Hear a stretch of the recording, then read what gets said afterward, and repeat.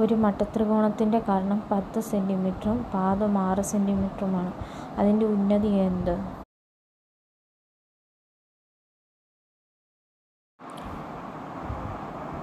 10ന്റെ square minus 6ന്റെ square 100 minus 36 64 root 64 8 centimetre.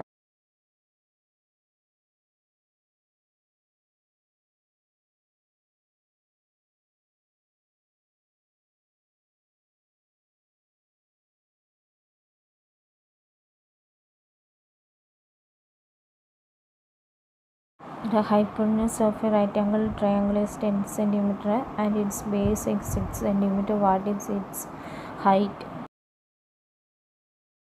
According to Pythagoras theorem, height square is equal to hypotenuse square minus base square.